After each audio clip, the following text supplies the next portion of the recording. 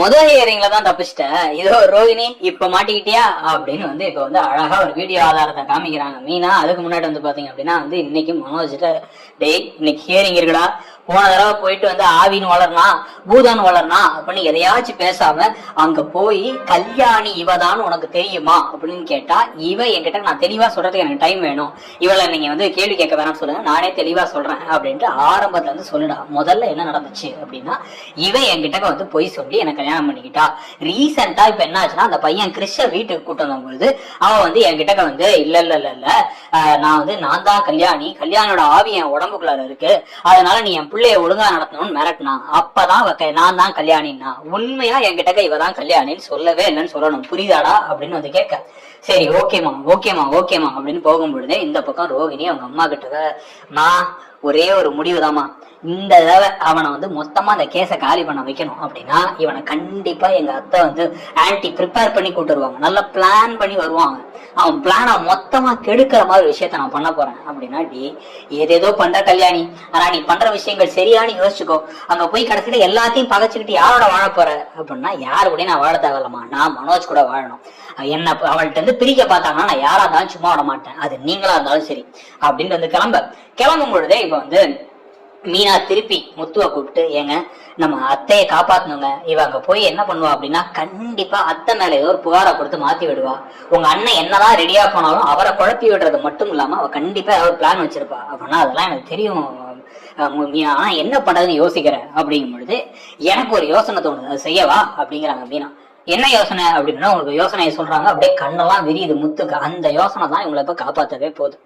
So நேரம் வந்து பாத்தீங்க அப்படின்னா வந்து இப்ப ரோஹிணி சிந்தாமணிக்கு கால் பண்ணி எனக்காக ஒரு ஹெல்ப் பண்ண முடியுமா அப்படின்னு கேட்க, என்ன ஹெல்ப் அப்படின்னா நிறைய பண்ணிட்டேன் நம்ம அவனுக்கு ஹெல்ப் அப்படின்னா இல்ல எனக்கு புரியுது, எனக்கு எப்படியாச்சும் என் மனோஜோட நான் சேர்ந்து வாழணும், அதுக்காக எனக்கு ஒரு சின்ன ஹெல்ப் ஒண்ணு பண்ணுங்க, நான் சொல்லும் பொழுது ஒரு விஷயம் மட்டும் பண்ணுங்க அப்படின்னு சொல்றாங்க. என்ன விஷயம் அப்படின்னு கேட்டோன்னே ரோஹிணிக்கே ஷாக், இவங்களை சிந்தாமணியே ஷாக் ஆகுற மாதிரி ரோஹிணி சொல்ற விஷயம் என்னன்னா இன்னைக்கு முத்து மீனா அங்க வரக்கூடாது. ஏன்னா முத்து மீனா வந்தா ரொம்ப விவரமா இருப்பாங்க, என்ன வந்து என் புருஷன் வந்து பிரிக்கிறதுக்கு எல்லா வேலையும் செஞ்சிருவாங்க. வெறுமனே ஆன்டியும் அவங்களும் அவரை மட்டும் வரட்டும், என் பிளானே ஆன்டியை சிக்க வச்சு கடைசியில வந்து இவனை என் கூட சேர்த்துக்கிறதான், அவளைய சேர வைக்கிறதான் அப்படின்னா சரி ஓகே அப்படின்றாங்க. இதுல வேற இப்ப என்ன ஆகுது அப்படின்னு வந்து பார்த்தா நான் கிளம்பி போறேன் அப்படின்ட்டு அவங்க அம்மாட்ட எல்லாம் சொல்லிட்டு சரி வீட்டை பாத்துக்கோ, கிருஷிக்கு இன்னைக்கு லீவ் வேற அவனையும் பாத்துக்கோ, அவங்க இன்னைக்கு வெறும் இந்த குடியரசு தினங்கிறதுனால சும்மா போய் கொடியெல்லாம் ஏத்திட்டு வந்துடுறாங்க. ஸ்கூல்ல வந்து அவங்களுக்கு ஏதோ ஃபங்க்ஷன் நடக்குதான், எக்ஸ்ட்ரா ஃபங்க்ஷன் அப்படின்னு சொல்லிட்டு 27ஆம் தேதிக்கு அவங்க போய் அந்த இதெல்லாம் முடிச்சுட்டு திருப்பி கிளம்பி வராங்க. வரும் பொழுதே வந்து பார்த்தா வந்து இவங்க வேகமா கிளம்பி போயிட்டு இருக்கும் பொழுது முத்து மீனா கார்ல வந்துகிட்டே இருக்கும்போது காரை சுத்தி 2 கார் வந்து நிக்குது.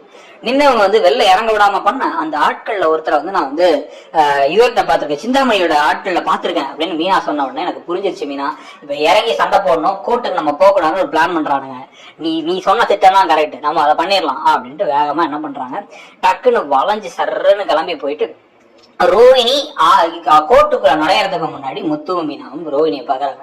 ரோஹிணியை பார்த்து என்ன கல்யாணி பிளான் எல்லாம் போட்ட போல சூப்பரா அப்படியே வந்து உன் புருஷனோட சேர்ந்து வாழ்றதுக்கு அப்படின்னா, அப்புறம் நான் ஏன் என் புருஷனை விட்டு பிரிஞ்சு வாழணும், நான் என்ன தப்பு பண்ணேன், எனக்கு ஒரு நல்ல வாழ்க்கையை அமைச்சுக்கிட்டேன், நீங்களாம் அதை கெடுக்க நினைச்சா நான் சும்மா விட்டுருவேனா, எல்லாமே மனோஜுக்கு தெரியும், நான் மனோஜ் கிட்ட எல்லாத்தையும் முன்னாடியே சொல்லிட்டேன் அப்படிங்கும் பொழுது வந்து அப்படியா அப்படின்னா ஆமா, ஓ சரி சரி சரி சரி சரி சரி ஓகே ஓகே ஓகே அப்படின்னா வந்து நாங்க என்ன பண்றோம் அப்படின்னா கூடவே வந்து உன்னோட ஃபர்ஸ்ட் புருஷனோட குடும்பத்தினர் இருக்காங்கல்ல அவங்களாம் ஊருக்கு வந்திருக்காங்களாம், அவங்களையும் இன்னைக்கு கோர்ட்டு கூட்டுற போறோம், அது இல்லாம ஸ்பெஷல்லா இன்னும் 2 ஆட்கள் எல்லாம் வர போறாங்க, அவங்க வந்ததுக்கு அப்புறம் தான் அவனுக்கு உண்மைலாம் தெரிய போகுது அப்படின்னு கேட்ட சொன்ன யார கூட்டுற போற என்ன விஷயம், ஏய் என் விஷயத்த தேவையில்லாம தலையாடாதீங்க, நான் யார தெரியாது உங்களுக்கு அப்படின்னா இந்த பாரு நீ என் அண்ணனோட சேர்ந்து வாழக்கூடாது, எனக்கு ஒன்னும் பிடிக்கல, அதுதான் ரீசன். ஆமா எனக்கும் தான் போகும்பொழுது நான் போட்டு கொடுத்துட்டு போனல, நான் உனக்கு கண்டிப்பா வந்து போட்டு கொடுக்க தான் போறேன். இன்னைக்கு என்ன பண்ண போறோம் அப்படின்னா டிசைனா 2-3 ஆட்கள் எல்லாம் கூட்டுற போறோம்.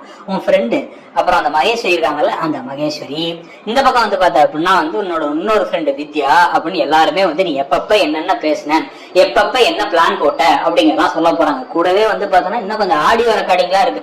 நீ வித்யா கிட்ட போன் பண்ணி சொன்னதெல்லாம் வித்யா வேற ஆடியோ ரெக்கார்டு உங்க போன்ல செல்ஃபா அது ரெக்கார்டிங்லாம் ஆன் ஆயிருக்கு, அந்த வீடியோவையும் போட்டுட போறோம் அப்படிங்கும்பொழுதே வந்து ஏய் நான் என் புருஷனை கூட சேர்ந்து வாழ்றதுக்காக என் மனோஜ் எனக்கு வேணுங்கிறதுக்காக கொலை கூட பண்ணுவேன். நான் கோர்ட்ல போய் வந்து என் மனோஜை வந்து நான் வந்து தெளிவா சொல்லிட்டேன், என் மனோஜுக்கு முன்னாடியே தெரியும் எல்லா விஷயமும், நான் தான் கல்யாணம் தெரியும்னு சொல்லிட்டேன். இதுக்கப்புறம் அப்படியே வந்து உங்க அம்மா இருக்காங்கல்ல அவங்க ஆன்டி அவங்க வந்து என்ன கொடுமைப்படுத்தாங்கன்னு சொல்லிட்டு அதுக்கு இதெல்லாம் வச்சிருக்காங்க, ப்ரூஃப் எல்லாம் வச்சிருக்காங்க. அதெல்லாம் போட்டு உடச்சதுக்கு அப்புறம் என்ன நடக்குதுன்னு பாரு.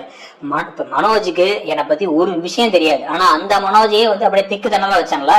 உங்க அம்மா என்ன அடிக்க தானே செஞ்சாங்க, அவங்கள நான் கேள்வி கேட்கறத எப்படி வந்து எல்லாம் நடக்க போகுதுன்னு மட்டும் பாரு, வரதட்சணை குடும்பம் அடுத்து கேஸ் போட போறேன் அப்படின்னு மாத்தி மாத்தி பேசிக்கிட்டே இருக்க. அப்படியா அப்படியா அப்படின்னு கேட்காம அப்படியே கட்டுப்போடு இருக்காங்க.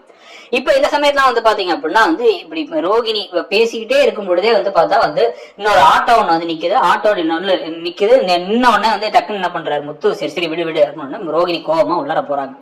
யார் இறங்கி வரான்னு பார்த்தா ஆட்டோல இருந்து கிறிஷோட பாட்டியும் கிறிஷும் இறங்கி வராங்க. 2 பேர்த்தையும் உள்ளார கூப்பிட்டு வராங்க. உள்ளார கூப்பிட்டு வந்து நீங்க கூட மட்டும் வாங்கம்மா, உங்க பொண்ணு நல்லதுக்காக தான் சொல்றோம், நல்லதுக்காக தான் சொல்றோம், எல்லாம் இதனாலும் கவலைப்படாதீங்க அப்படிலாம் சொல்லிட்டு நேரம் அவங்களை உள்ளார கூப்பிட்டு அவங்களையும் உள்ளார உட்கார வைக்கிறாங்க. ரோகிணி அப்படியே திருன்னு முடிக்கிறாங்க. இதுக்கு இவங்க வந்திருக்காங்கன்னு பார்க்கும்பொழுது அடுத்து வேற இந்த நம்ம வித்யா ஏதோ ஆடியோ ஆதாரம் வச்சிருப்பாரா என்ன ஏது அப்படின்னு டக்குன்னு வந்து இப்ப வித்யாவுக்கு கால் பண்றாங்க. வித்யாவுக்குள்ள 2 கோட் ஆரம்பிக்க போது, என் ஆடியோ எல்லாம் கொடுத்தியா, உன் வாழ்க்கையவே நான் நிம்மதியா வாழ விட மாட்டேன் அப்படின்னா, என்ன மிரட்டுற வேலை வச்சுக்காதடி, ஆனா நான் எந்த ஆதாரத்தையும் கொடுக்கல. அவங்க 2 பேரும் ஏன் அப்படி சொன்னாங்கன்னு தெரியல, ஆனா எனக்கு நீ பேசினதெல்லாம் நான் ஏன் ரெக்கார்ட் பண்ணி வச்சுக்க போறேன், ஏன்டெல்லாம் அந்த மாதிரி எந்த ஆதாரமும் இல்லை அப்படின்னு. ஓ சும்மா போட்டு வாங்கியிருக்காங்க அப்படின்னு இப்ப ரோகிணி நிம்மதியாயிடுறாங்க. ரோகிணி நிம்மதியாகி உள்ளார போனோன்னா வந்து முதல்ல வந்து முதல்ல அந்த மனோஜை கூப்பிடுங்க. ஏன்பா மனோஜ், உனக்கு இவங்க வந்து கல்யாணின்னு முன்னாடியே தெரியுமா தெரியாதா அப்படிங்கும் போது அவர் இவ பிளான் பண்ணதை ஒழுங்கா சொல்றாரு.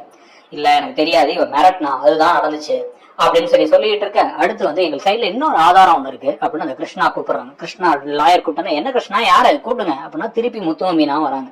நீ 2 பேரும் எதுக்கு இங்க வரீங்க அப்படின்னா, எங்கள்கிட்ட வந்து ஒரு ஆதாரம் இருக்கு அப்படிங்கிறாங்க.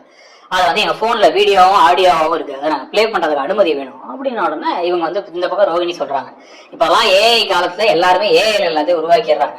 ஏதோ புதுசா ஏதோ பிளான் பண்ணி எதையோ கொண்டு பாக்குறாங்க. என்கிட்ட வந்து இவங்க என்ன சொன்னாலும் சரி பரவாயில்ல காமிச்சுன்னு சொல்லுங்க அப்படின்னு. இவங்க என்ன நினைக்கிறாங்க, இந்த வித்தியாட்ட ஆதாரம் சொல்லி ஏதாவது காமிக்க போறாங்கன்னு பார்த்தா வாசல்ல வேணுனே ரோகிணியை இப்ப உசுப்பேத்தி விட்டும் போது ரோகிணி பேசினாங்கல்ல. ரோகிணி வந்து என் மனோஜை வந்து நான் அடையறதுக்காக என்ன வேணாலும் செய்வேன், அவனுக்கு நான் கல்யாணம் தெரியவே தெரியாது, ஆனா அவனே திக்கு திணற மாதிரி விஷயத்த பண்ணல. இப்ப அடுத்து என்ன பண்ண போறேன்னு பாரு, உங்க அம்மா மேல வரதட்சணை கொடுமன்னு கேஸ் போட போறேன்னு பேசினாங்கல்ல. அதை வந்து பேச வைக்கும் போது அதை வீடியோ எடுத்துடுறாங்க. அதை சீக்கிரட்டா வீடியோ எடுத்ததை அதை போட்டு காமிச்சு, இதோ வாசல்ல இந்த கோர்ட்டு வாசல்ல வச்சுதான் இவ எல்லாத்தையும் உண்மையை ஒத்துக்கிட்டா. நாங்க கால் பண்ண போதெல்லாம் ஒத்துக்காதவ தனியா இப்ப வந்து கேட்டோன்னே எல்லாத்தையும் உண்மையை ஒத்துக்கிட்டா. இவ பேசுறது பண்றது எல்லாமே ஃப்ராடு தான் இவரானது அப்படின்னு வந்து அந்த ஜட்ஜை கிட்ட காமிச்ச உடனே அவர் அப்படியே வந்து கடுப்பாயி அப்படியே முறைக்கிறார். முறைச்சோன்னா இங்க கூட அவருடைய குழந்தை அந்த கிறிஸ்து இருக்கு, அந்த கிறிஸ்ட கூட தனியா குழந்தை வந்து பொய் சொல்லாது, அதை கூட கூப்பிட்டு கேளுங்க அப்படின்னு. கிறிஸ்ட வேற இப்ப வந்து கிறிஸ் தம்பி நீங்க கூட தனியா வந்து பேசுறியாப்பா அப்படிங்கும்போது, அது எப்படி அவன் தனியா சின்ன பையனை கூப்பிடுவீங்க அப்படின்னா வந்து கோர்ட்லன்னா கூப்பிடதாமா செய்வோம், பாட்டி நீங்க பாட்டி தானே நீங்களும் கூட வாங்க அப்படிங்கிறாங்க. அடுத்து அதை விட ஒரு பெரிய திருப்பம்லாம் வரப்போகுது. சோ அதுக்கு முன்னாடி ரோகிணியை வீடியோ ஆதாரத்தோட வந்து இப்ப முத்துவும் மீனாவும் சிக்க வைப்பாங்கன்னு நினைக்கிறீங்களா, இல்ல ரோகிணி இந்த வீட்டுக்கே திருப்பி வந்துருவாங்கன்னு நினைக்கிறீங்களா அப்படிங்கறத சொல்லிட்டு இந்த ப்ரெடிக்ஷனை பத்தி உங்க கருத்தோட சேர்த்து நம்ம சேனல்ல நீங்க சப்ஸ்கிரைப் பண்ணா சப்ஸ்கிரைப் பண்ணிக்கோங்க. நம்ம சேனல்ல இன்னும் பல ப்ரெடிக்ஷன் வீடியோஸ்லாம் வருது, அதையும் பார்த்து அப்படியே கமெண்ட் பண்ணுங்க. தேங்க்யூ.